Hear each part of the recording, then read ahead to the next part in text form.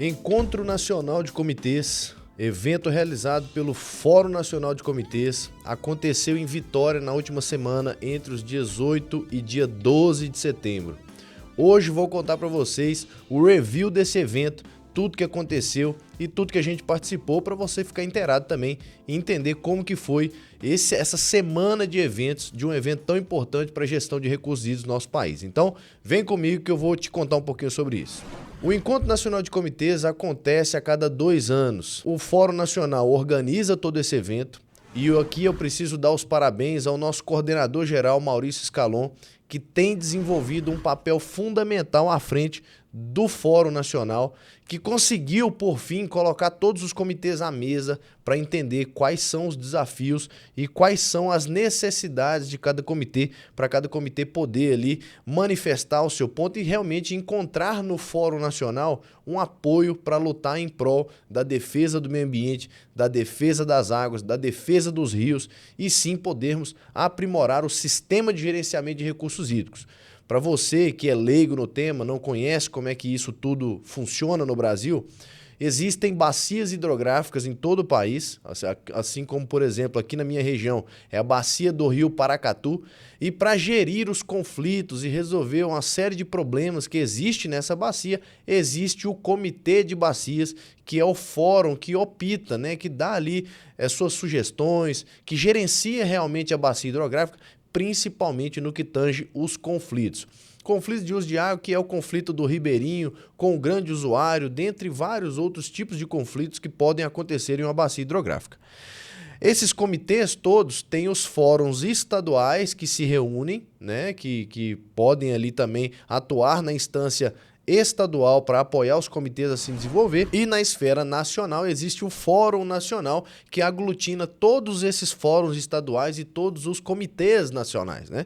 Então, dentre toda essa dinâmica, também existem os comitês de bacias em nível federal, que são aqueles rios como, por exemplo, o Rio São Francisco, tem um comitê de bacias do Rio São Francisco, da calha do São Francisco, e todos esses comitês estão também no Fórum Nacional de Bacia. Então, nós tivemos na última semana essa reunião, né? O Encontro Nacional, ele é aquele momento de troca de experiência, de levar ali as sensações de cada comitê e também discutirmos como que a gente vai aprimorar a gestão de recursos hídricos ao longo dos próximos 2 ou 3 anos, onde teremos um novo encontro nacional. E aí, fazendo uma reflexão, trazendo um review de realmente qual que foi a sensação desse INCOB, é importante a gente colocar que esse INCOB, ele foi o primeiro que eu participei de vários. Eu sou presidente de comitê de bacias aqui, do Paracatu e Urucuia.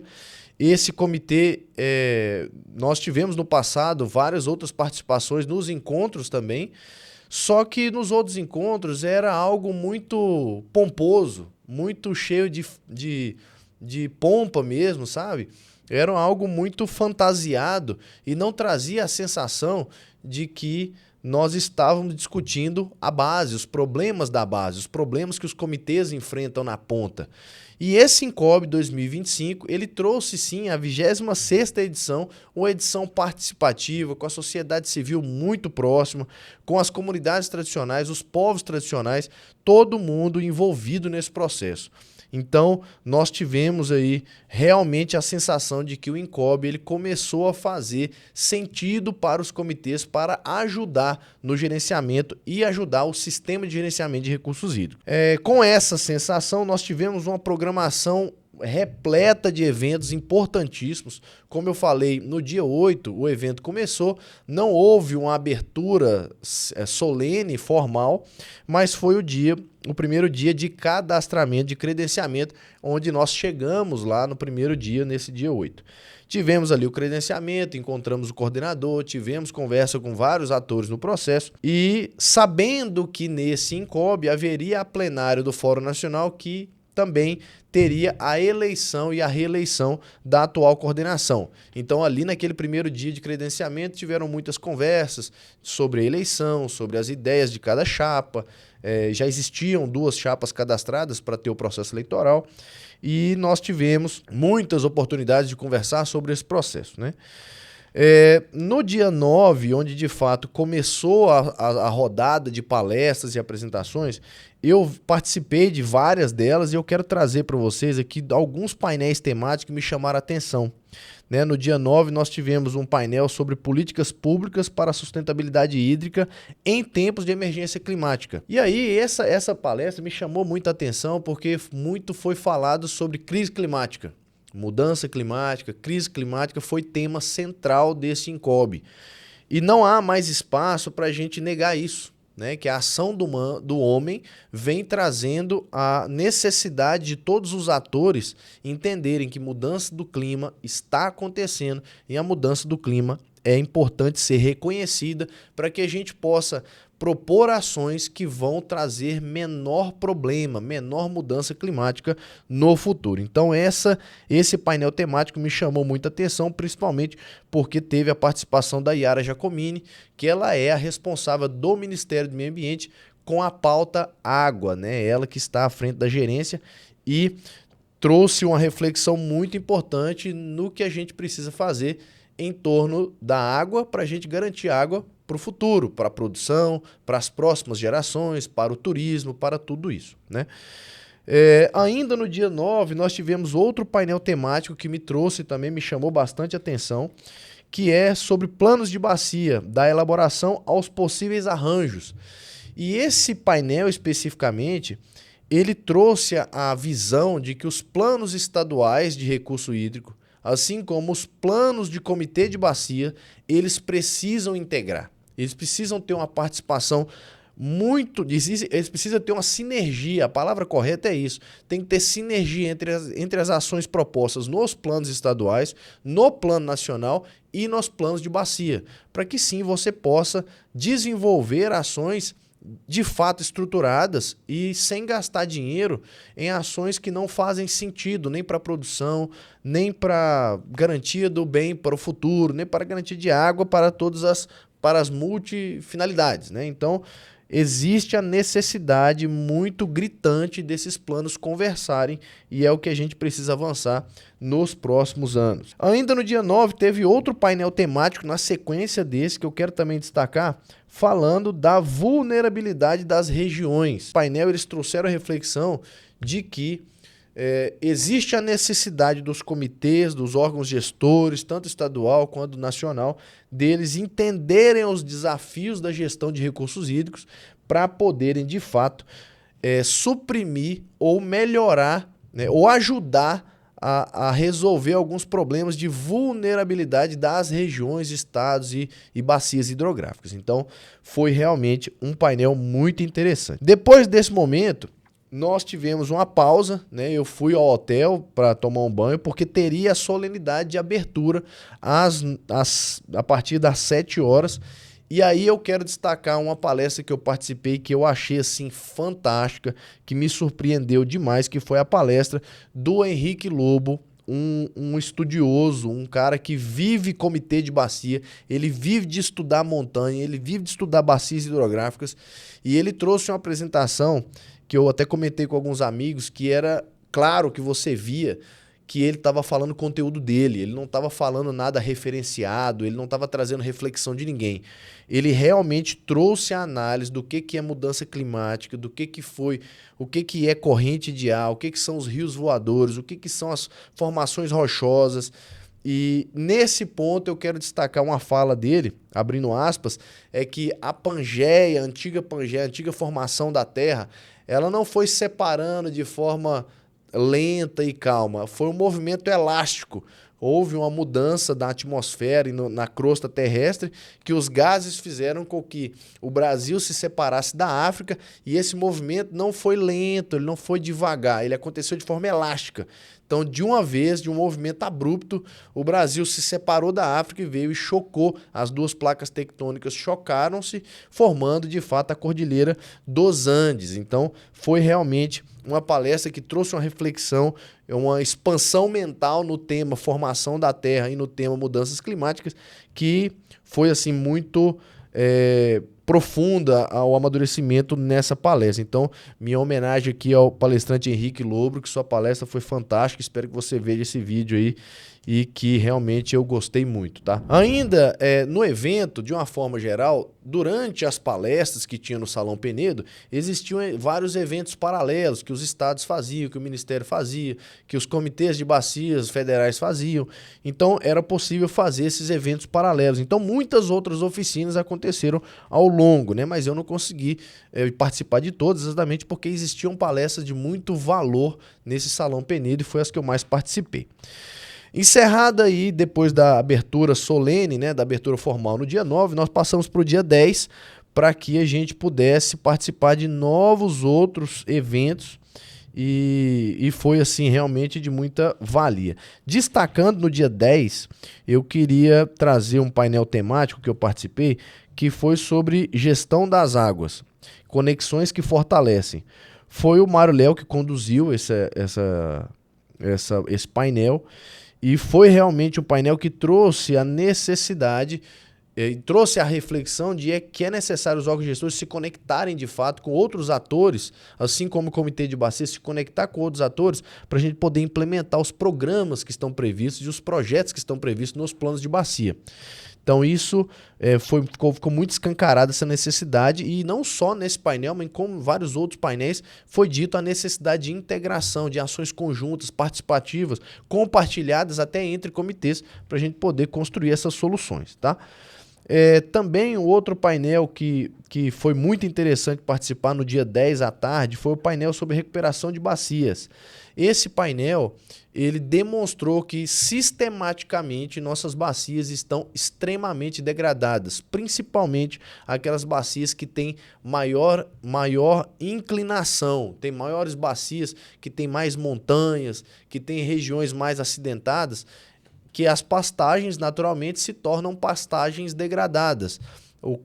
Não existem técnicas adequadas de construção dessa pastagem e naturalmente isso vai sendo degradado, ano após ano a pastagem não vai sendo dada manutenção, essa pastagem vai perdendo a sua massa verde e naturalmente vem a chuva e começa a lavar esse material, né? Começa a lavar realmente a terra e a terra naturalmente vai para dentro dos rios.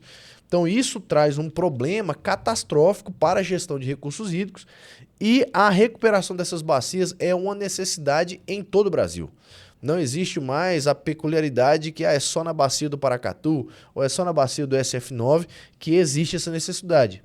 Não, em todo o Brasil existe o relato de que as bacias estão degradadas e isso está trazendo um resultado de diminuição nos próximos 30 anos de até 40% da disponibilidade de água. Ou seja, nós teremos um problema sério se nós não começarmos a cuidar das bacias hidrográficas que nós temos. A diminuição da disponibilidade ela é diretamente relacionada com o aumento das pastagens degradadas, porque a pastagem degradada a água não infiltra. Não infiltrando, o lençol freático não abastece e o lençol freático não abastecendo não solta água para os rios. Então, realmente o programa começa a ficar complicado. Na mesma direção, nesse mesmo painel, foi apresentado solução como o Programa Produtor de Águas. O Programa Produtor de Águas, o nosso amigo Dirceu Costa apresentou, ele é representante do CBH São Francisco, do Alto São Francisco, SF1, e ele é hoje o mobilizador do Programa Produtor de Águas. É um programa que incentiva o produtor rural a cuidar das barraginhas, a cuidar da cerca de nascente, a plantar muda.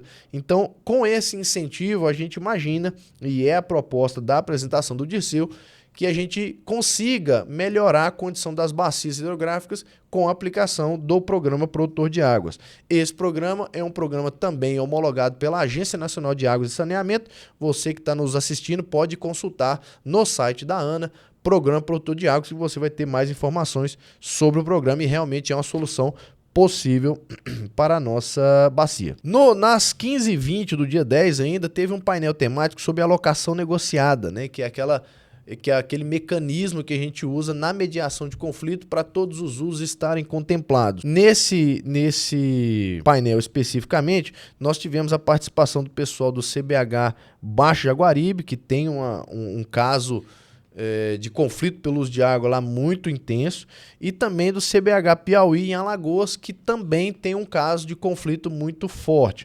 Então, nesses casos, a alocação negociada, ela de fato ajuda a resolver o conflito, porque coloca uma relação direta entre os usuários, dizendo: você usa tal dia, eu uso tal outro dia, e aí naturalmente todos os usos conseguem ser contemplados.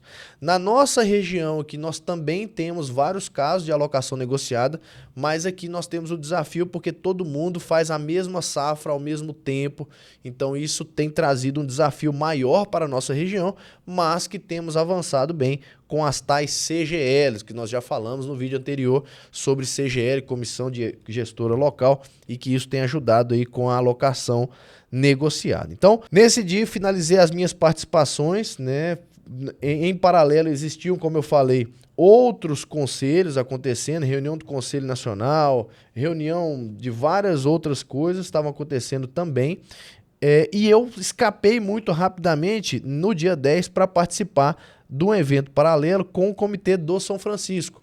O Comitê de São Francisco desenvolveu ali um momento de conversa com os comitês afluentes, então lá também foi muito dito isso sobre integração, sobre necessidade de integração do Comitê Federal com os afluentes, e a gente falou muito sobre isso, e foi um momento muito valioso também ali, mas participei muito rapidamente em razão dos demais painéis que eu tinha que participar. Partindo para o dia 11, né, nós tivemos aí também vários outros treinamentos, vários outros momentos, e eu participei de um painel temático para falar da transição energética e os desafios para a gestão de água e do clima.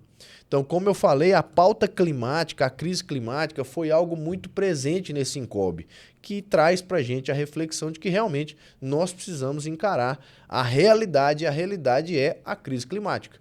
A ação do homem mudou o comportamento da Terra e a Terra não consegue mais sobreviver do jeito que está, de uma forma descontrolada. E é por isso que a transição energética vem também com a pauta muito forte. A energia solar, o uso do hidrogênio, várias outras técnicas vêm crescendo e a tecnologia tem nos ajudado muito a fazer com que esse papel, tudo isso possa ser feito de uma forma mais fácil, né, mais tranquila. Então, nesse painel especificamente, foi feita uma apresentação muito interessante sobre a demanda energética na agricultura irrigada e a segurança alimentar, onde o pessoal da CNA falou. Então, isso reiterou para a gente a necessidade do agronegócio estar atento à transição energética, porque o agronegócio ele é um grande demandante da energia, assim como é na nossa região aqui, né?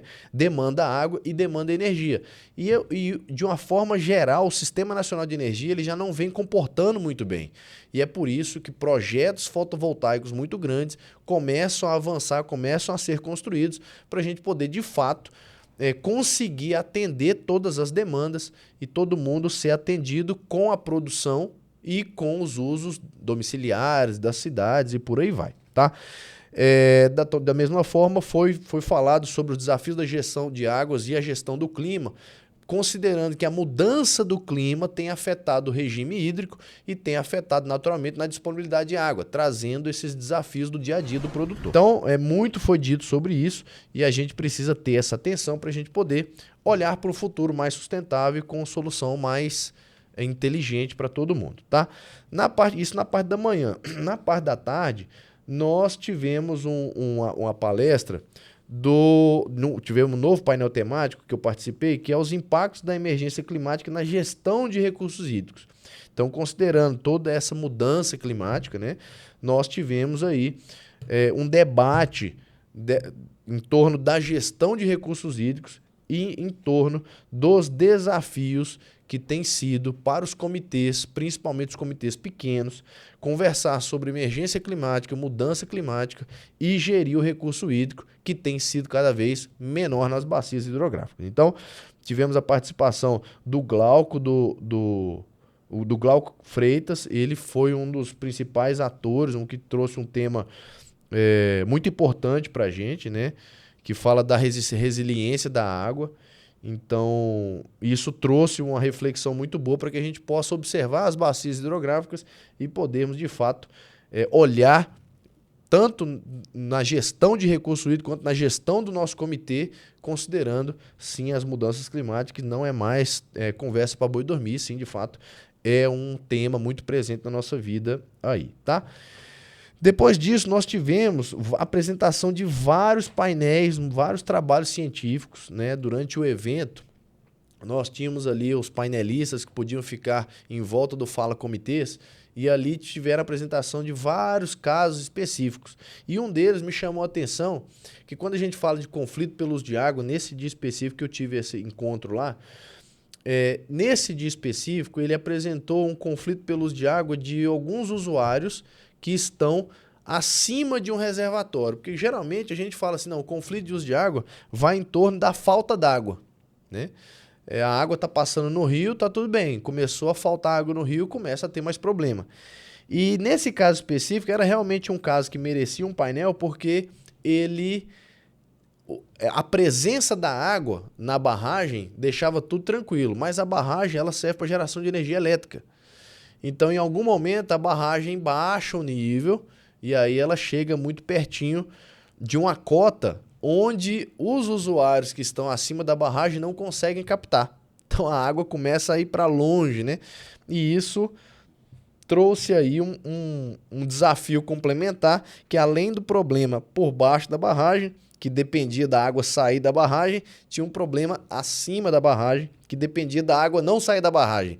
Então tudo isso foi organizado pelo Comitê de Bacias, dizendo quando as safras iam começar em cima, para depois dizer quando que ela ia terminar embaixo, para organizar de fato. E a alocação negociada foi fundamental, assim como o plano de safra feito periodicamente foi fundamental. Lá no norte tem a peculiaridade que lá chove somente 4 meses e a safra deles é de frutas, como por exemplo melancia ou de abóbora, que é uma safra só e acabou, não tem mais. Então isso facilita um pouco, mas não minimiza o desafio de organizar toda essa turma, e o comitê lá está de parabéns. Isso foi realmente um modelo para a gente pensar. E aí depois desse momento de painéis, né, desses painelistas ali que eu estava participando, eu fui participar do painel temático de gestão hídrica e produção sustentável, onde o IEF, o Instituto Estadual de Floresta, participou na pessoa da Janaína Mendonça e falou do PRA, né, que é o Programa de Recuperação das Bacias, que chama Pra Sustentável em Minas Gerais, e que traz aí essa possibilidade, essa abertura entre o produtor e o Estado para poder organizar o seu empreendimento e poder recuperar as bacias, que é algo que a gente está sofrendo muito aqui na nossa região. Nesse dia especificamente, em paralelo, aconteceu a oficina do Plano Estadual de Recursos Hídricos de Minas Gerais, que aí quando eu não estava em nenhum desses painéis temáticos, eu estava nesses outros eventos paralelos. Então a agenda foi realmente muito corrida. E a oficina do Plano Estadual de Recursos Hídricos, aqui eu preciso dar os parabéns ao IGAM, ao Instituto Mineiro de Gestão das Águas. Vou direcionar esses parabéns ao Marcelo da Fonseca, que é o nosso diretor-geral, mas parabenizar toda a equipe do IGAM, que desenvolveu a oficina e trouxe um resultado assim muito bom. Todo mundo elogiou. Foi uma oficina onde os comitês tinham que apresentar propostas para resolver alguns problemas à mesa. Tinha, por exemplo, 20 minutos para organizar e apresentar propostas. Dentre as ações propostas, tinham ali valores de cada ação, né? Tinham ações previstas ali, listadas, e você podia compartilhar ações com outros comitês que estavam em outras mesas. Então isso possibilitou muita integração, muito diálogo.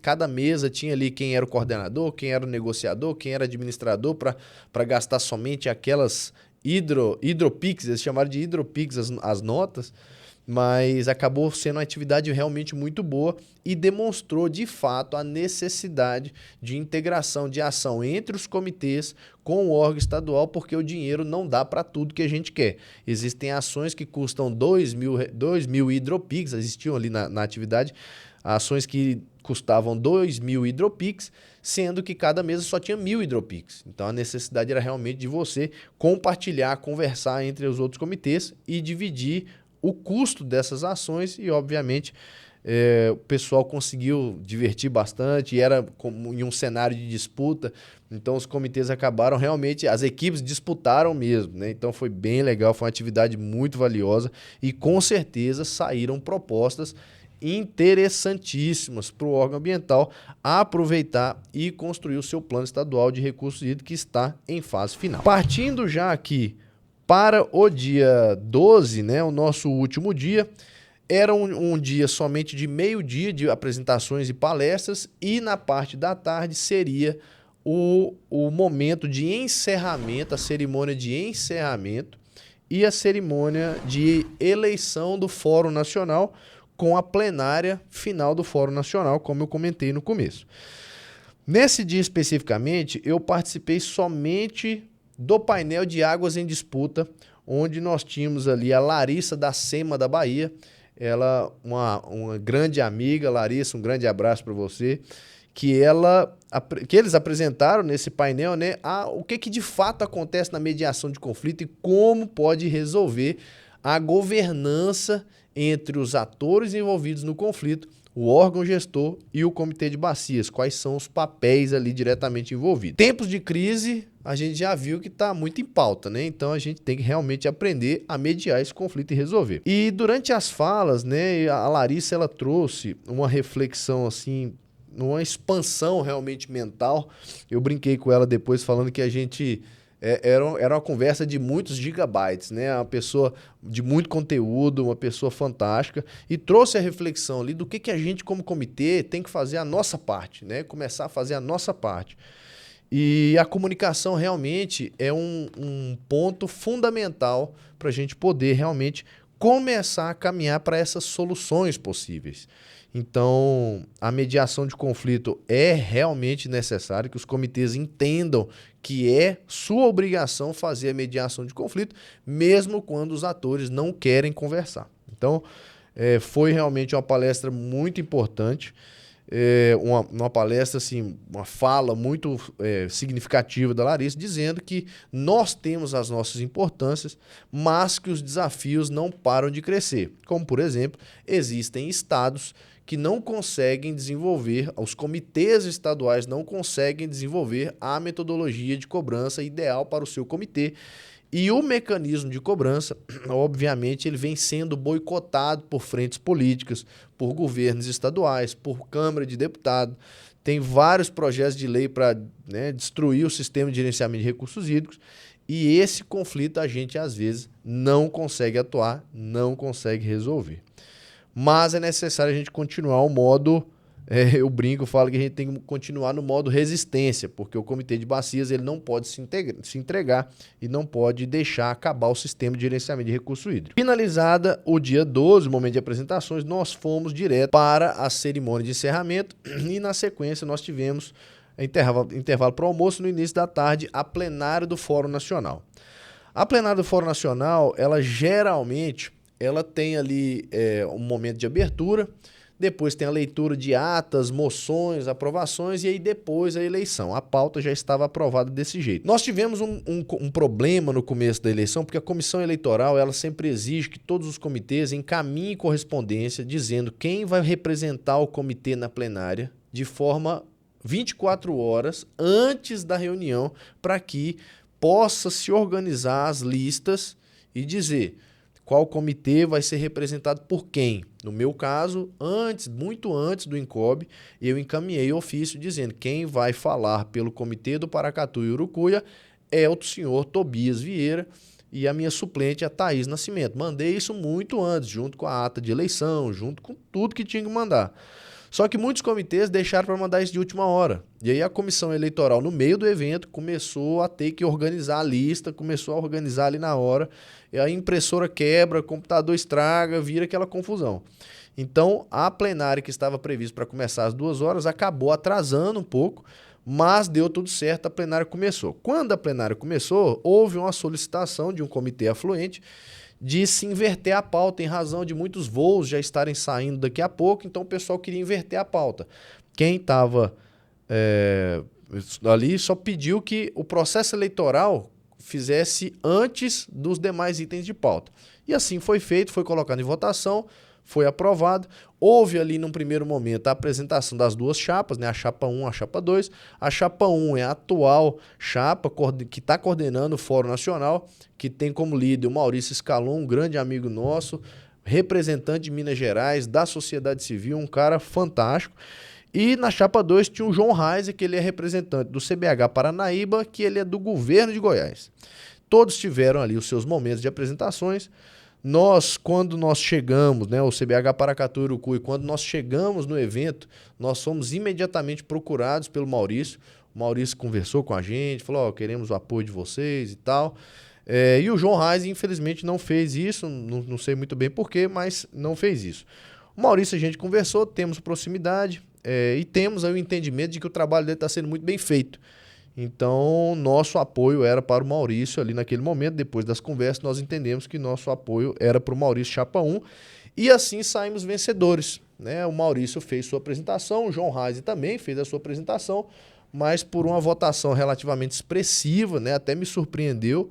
Quando começou a votação estava um pouco apertada, mas ao longo dos demais votos, quando eu votei ainda estava apertado, mas depois, quando entraram os outros votos dos outros estados, o Maurício teve uma votação realmente expressiva, com margem aí de 30 votos à frente, e isso nos deixa felizes e com a reflexão de que realmente o trabalho está sendo bem feito, né? Então, tem trazido um bom resultado.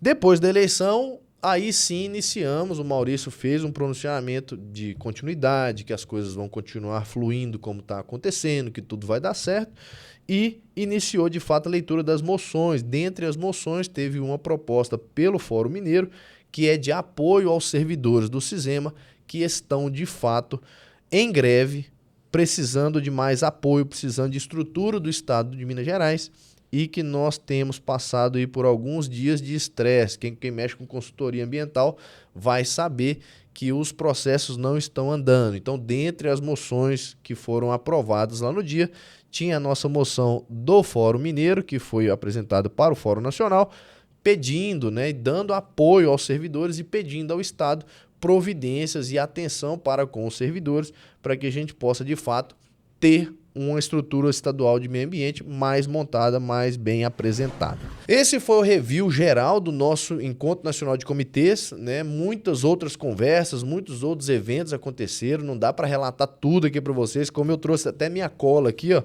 vocês podem ver que é um livrinho com tudo que aconteceu lá no dia. Tem muita informação aqui, não dá para ler tudo para vocês, mas é importante que a gente saiba que as pautas principais nesse INCOB foi os pautas envolvendo a crise climática e o conflito pelo uso de água. A necessidade que a gente tem nesse momento de conversar em torno dos problemas reais que os comitês enfrentam e as soluções que giram em torno da mediação de conflito e organização de todos os usos nas bacias, tá? Esse foi o review para vocês, espero que vocês tenham aproveitado e caso queiram mais alguma informação sobre o Encontro Nacional de Comitês ou sobre o Fórum Nacional de Comitês, acesse através do Google ENCOB, Encontro Nacional de Comitês de Bacias ou Fórum Nacional de Comitês de Bacias, que vocês vão poder acompanhar tudo que rolou com fotos, registros, vídeos e todos os demais conteúdos criados durante o evento, tá bom? Um grande abraço, até mais!